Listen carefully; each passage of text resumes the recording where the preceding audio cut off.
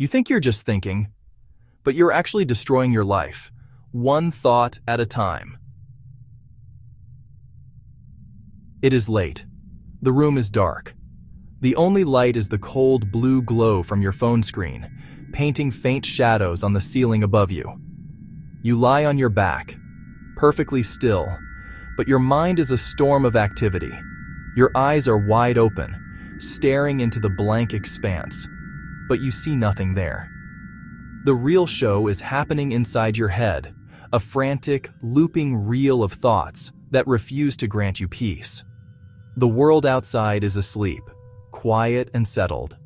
But inside you, the noise is deafening. Every slight sound from the street, every creak of the house seems to amplify the chaos swirling within. You tell yourself this is productive. You tell yourself you are just thinking things through, being careful, being responsible. You label this internal chaos as planning. You believe you are exercising due diligence, preparing for every possible outcome, fortifying yourself against future failure. But beneath this comforting self-deception, something else is moving. It moves with the stealth of a thief in the night, silent and unseen. It is not stealing your possessions. It is stealing something far more valuable. It is taking pieces of your life, one thought at a time, one stolen moment of peace after another. The process begins with a single, seemingly harmless thought. It arrives disguised as a small worry, a tiny seed of doubt that whispers, "What if?" This simple question is the key that unlocks a labyrinth of further questions. You try to answer it, but your answers are just more thoughts, more anxieties. What if I fail spectacularly? What if they all laugh at me? What if I am not ready? What if it is the wrong time to start? You grab onto that initial thread of worry and begin to spin it, weaving an intricate tapestry of potential disasters and imagined humiliations. You check your phone, scrolling endlessly, looking for a distraction that never comes. You find yourself rereading old messages, searching for hidden meanings, signs of past mistakes. You replay conversations from years ago, dissecting every word, every pause, every shift in tone. You are hunting for evidence, for any justification that confirms your deepest fear that you should stop before you even begin. This is not planning. This is a meticulous, self-inflicted paralysis. You are building your own cage, thought by painful thought, and convincing yourself that the bars are there for your own protection. The night deepens, the clock ticks on, and you are no closer to an answer, only deeper in the trap. This is the insidious trap of overthinking. On the surface, it masquerades as safety. It feels like caution, like the responsible path of a thoughtful person. It whispers promises of control, suggesting you could guarantee a perfect outcome if you think through every variable. But this feeling of safety is an illusion. Overthinking is a finely woven net across your path. You take one step toward your goal, your dream, your desired life, and you find your feet tangled. You struggle, and the more you struggle with thoughts, the more entangled you become. The net holds you fast. Your dream isn't far away. You can see it just a few steps ahead. It shimmers with possibility, beckoning you forward, but you cannot reach it. You are stuck, weighed down by your own analysis. You see the path, but you cannot walk it. The net that promised to protect you has made it impossible to move. You are a prisoner of your own mind, watching your future from a distance, close but paralyzed. The frustration is immense, a silent scream trapped behind your teeth. Overthinking magnifies. It is a lens that distorts reality. A small, manageable risk is blown up until it looks like an insurmountable mountain. A minor setback becomes a sign you are doomed to fail. While you are lost in your labyrinth of thought, sitting still and weighing every possibility, one thing refuses to wait for you: time. The clock on the wall isn't just a decoration, it is a metronome for your life, and its ticking is relentless. Each tick is a moment you spent thinking instead of doing. Each chime of the hour is a small piece of your life that has slipped away, gone forever. The sun continues its daily journey across the sky, setting and rising without any regard for your internal debate. Days, weeks, months, years. You watch the world from your window or through the curated lens of a screen. Friends moving forward, peers moving forward, colleagues moving forward. They start their businesses. They write their books. They learn new skills. They travel. They start small. They make 100 clumsy mistakes. They keep moving. They learn from those mistakes. They adapt. They change. And they grow. You watch their stories unfold. Pride for their progress. A hollow ache of being left behind. You are a spectator in the game of life. The distance between you and the players grows wider every day. Time is an impartial force. It does not care about your intentions or your plans or the intricate scenarios in your mind. Time only responds to action. It rewards choices, not thoughts. Dreams that are not pursued do not die in a dramatic, fiery explosion. They do not scream or protest. Instead, they fade. They fade slowly, quietly, like a song playing in a distant room. At first, the music is clear and vibrant, filling you with energy and hope. You can hear every note. But as you hesitate, as you choose to think instead of act, the volume begins to decrease. The melody becomes fainter, the rhythm less distinct. Eventually, the music gets so soft you can barely hear it. And then, one day you realize it is gone completely. There is only silence. This gradual fading is what makes it so dangerous. You barely notice it is happening. The passion that once burned brightly becomes a dull, barely glowing ember. The goals that once defined your future become vague, hazy concepts. You start to forget what it was you wanted so badly in the first place. As your dreams fade, a new presence begins to take their place. Regret. You begin to measure your life not by what you have done, but by what you could have been. Your mind, once filled with plans for the future, now becomes an archive of missed opportunities, a library of what-ifs and should-haves. You hold a long mental list of all the chances you never took, the words you never said, the paths you never walked. Each one of these memories is a weight, a heavy, invisible burden on your chest every single day. But listen closely. Amidst the loud chorus of fear and the heavy drone of regret, there is another sound. This is not the only story you have to live. There is another voice. It is not as loud or dramatic as the others. It is a small, steady, quiet voice. It doesn't make grand promises or issue dramatic warnings. It makes a simple, powerful request. It says, just do one thing. It does not ask you to conquer the mountain in a single leap. It asks you to take one step. It asks for a small, manageable risk. It asks for action, not more thought. This is the fundamental, unshakable truth that overthinking tries to obscure.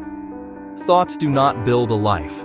Your most brilliant plans, your most detailed strategies, your most profound insights, they are all just electrical impulses in your brain until they are translated into movement. Your mind is an architect. It can draw the most beautiful blueprints, but blueprints are not a house. Only action, the laying of bricks, the hammering of nails, can build the structure you want to live in. While thinking keeps you trapped in abstract possibilities, action grounds you in the present reality. Action is messy. It is imperfect. It is rarely as neat and tidy as the plans you make in your head, but its messiness is its strength. It moves you. Even a single clumsy step forward creates a new path. It breaks the spell of paralysis and shows you the next step through experience. So where do you begin? You begin with a task so small it feels almost ridiculous. Start by writing down one goal. Not 10 goals, just one. Make it specific and clear. Vague goals like, be happier, get in shape. A specific goal like walk for 15 minutes every morning, write 100 words of my story. Once you have the goal, write down the very next physical step required to move toward it. It can be infinitesimally tiny. Call one person, send one email, open a new document, draw a single line on a blank canvas. Put on your walking shoes. The key is to move your body. The cycle of overthinking is a purely mental state, and introducing physical action is a powerful way to disrupt it. Get up and walk outside. The simple act of changing your environment, feeling the sun on your skin, feeling the wind on your skin, can change the rhythm of your day. It interrupts the mental feedback loop and introduces new sensory information. A small physical move shifts the energy in your body and, consequently, the energy in your mind. It proves to you that you are not, in fact, paralyzed. You can move. This small proof is the first crack in the prison wall. Fear thrives in the abstract, the unknown, the realm of what if. It hates concrete evidence. It hates proof. When you complete a small task, the email sent, the paragraph written, the phone call made, you present fear with evidence that it was wrong. You can say to yourself, "I did that." The whispering voice of doubt concedes, "Maybe I was wrong about this." This is how you start to build a simple, quiet kind of courage. Courage is not a personality trait you are born with. It is a muscle that you build. Like any muscle, it grows stronger with consistent exercise. You push it a little. Take a small action that feels slightly uncomfortable. Then you rest. Then you push it a little more the next day. Over time, tasks that once felt daunting become easier. Your capacity for action expands. Your thinking becomes clearer, no longer cluttered with 1,000 imagined disasters. You do not need to rehearse every word. You can handle it in the moment. You simply act, respond, and learn. You will fail. You will make mistakes. That is not the end. It is a crucial part of the process. Failure is not a jailer. It is a teacher. It gives you data. It shows what you need to change. Accept the lesson without letting it define you. Do not fixate on the fall. Acknowledge it and learn from it. Then immediately focus on the next step. Build new habits. One small action before 10 a.m. Set tiny, non-negotiable deadlines. 10 minutes for the email. 1 hour for the research. 2 days for the first chapter. Deadlines are the enemy of doubt. They force you to choose. When you choose, you are free to move. Change your language. Stop saying, "I will think about it." Start saying, "I will do it now for 5 minutes." Frame tasks as short, specific promises, then make it your sacred duty to keep them. These small wins are deposits in your self-trust account. Trust is the foundation for bigger moves, greater challenges, and larger dreams. When you trust yourself to follow through, fear loses its weapon, your self-doubt. Reclaiming your life from the clutches of overthinking is a simple concept, but that does not mean it is easy. Simple means the idea is clear and straightforward. Act more, think less. Not easy means it requires consistent practice, patience, discipline. You will have days when the old habits resurface, when the whisper of fear is loud and persuasive. Be kind to yourself, but also firm. Face small fears often. Make discomfort your new companion. Imagine your mind as a maze. Overthinking keeps adding walls and dead ends. But action cuts through the maze. Each step you take, each choice you make, carves a new opening. The walls begin to shrink. The dead ends disappear. The center is not a perfect mythical destination. The center is your life, actively shaped by your choices, not passively defined by your thoughts. One night, you will lie down in your bed and look up at the ceiling again. The room will still be dark, but your mind will be quieter. The frantic storm will have subsided into a gentle current. Instead of a list of worries, you will have a list of small wins from the day. You will have a path forward, not because you have it all figured out, but because you know what the next step is. You will not be free of fear. No one ever is.